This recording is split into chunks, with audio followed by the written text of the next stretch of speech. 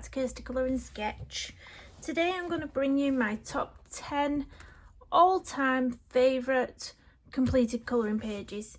ColourMeStressFree, Debbie from ColourMeStressFree did this video last week, so if you want to check her top 10 completed finished pages, I will put her link to that video in my description. It's not a tag, but she did say if anyone wants to do this video, they're welcome to. So I thought it'd be nice to have a bit of a nostalgic look back through my colouring books from the start of my journey and pick some colouring pages.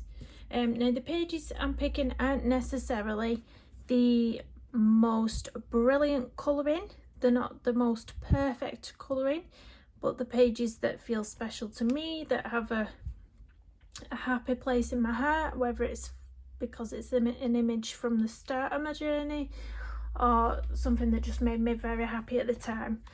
So yeah, so let's get going. So number one is from Kirby Roseanne's World Within Worlds, and you'll have to accept my apologies. I'm going to have to flip through to try and find the pages. I did have tags in, but I had to redo this video when I'd already took all the tags out, so unfortunately I just had to find it. But yeah, and it was this one. See, it wasn't too hard to find. So this was a double page spread. This was one of the very first pages I did in this book when I first got it. The background is Debie Americana acrylic paint. This is Arteza pencil, and then I used lots of Pentel Hybrid Dual Metallic Gel Pen, and I just love it. It's like a colour explosion. The background was one of the first times that I used Debie Americana, and it did take quite a while to get round all these bees, let me tell you. It took some time, so I sort of did that in one sitting and let it dry overnight. And then I went back in to do the details, but I just love it. I just adore it.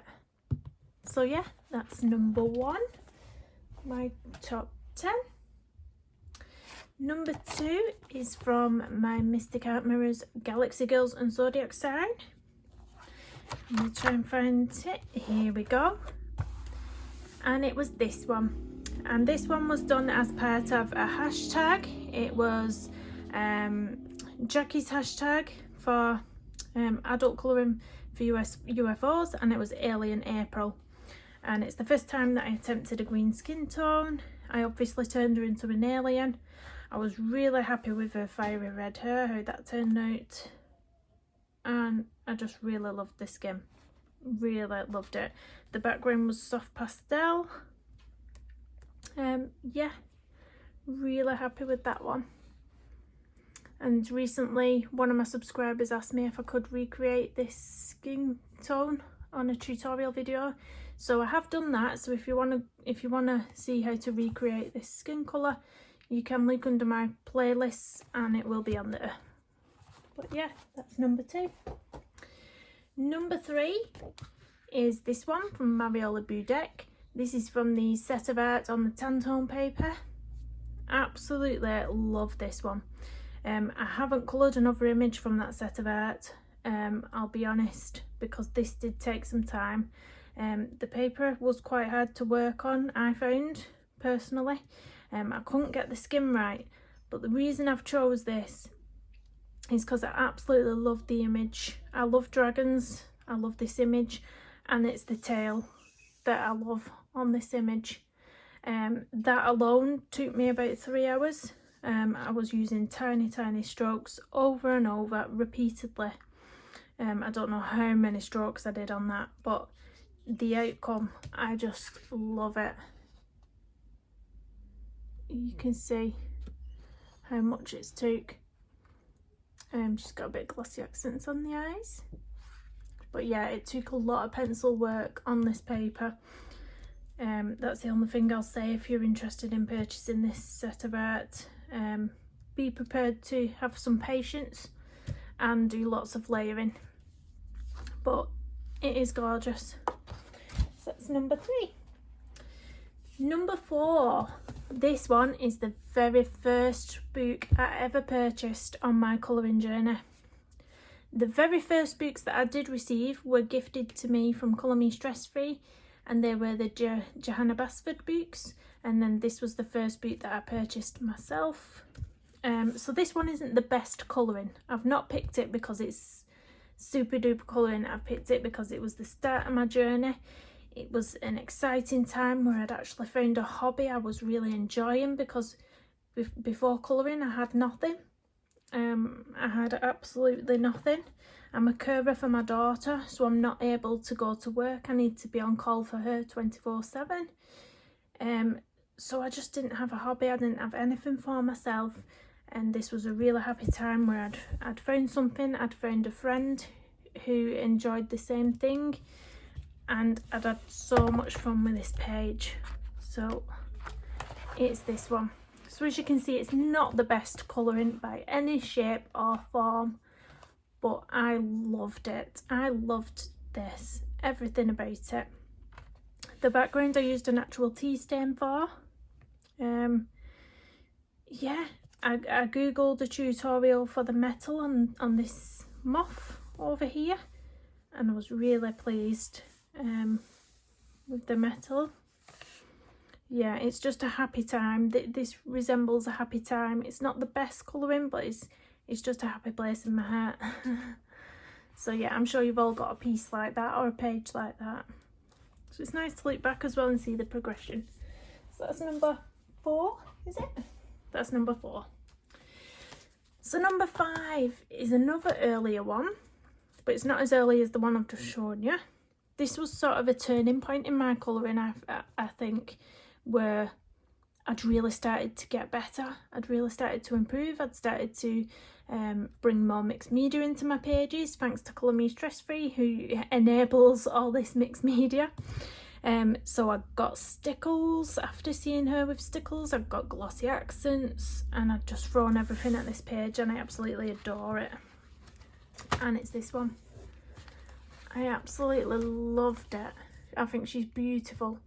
And I'd played around trying to create a lace effect down here as well. I'll lift it up to camera and you can see all the sparkle of the stickles there.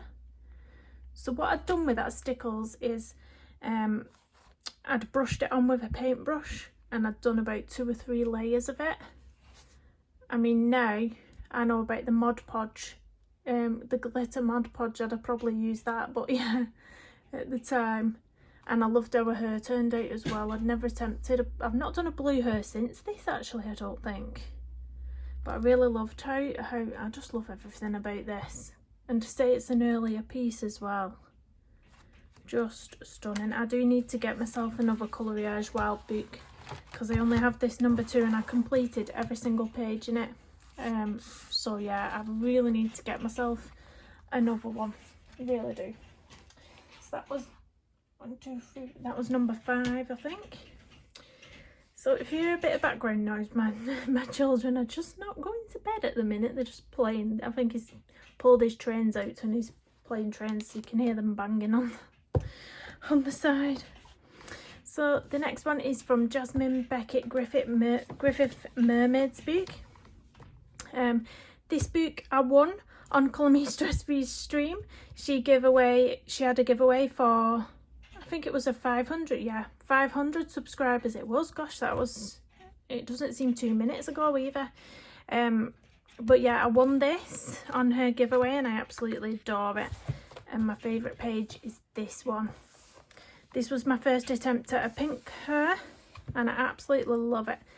This was a turning point in her where I'd really started to understand a tiny bit about where the light would be. I was still learning. You can see that I was still learning, but it was getting there, and I really loved it. I loved the colours I'd picked for this, for the boat, for the waves. I love everything about it.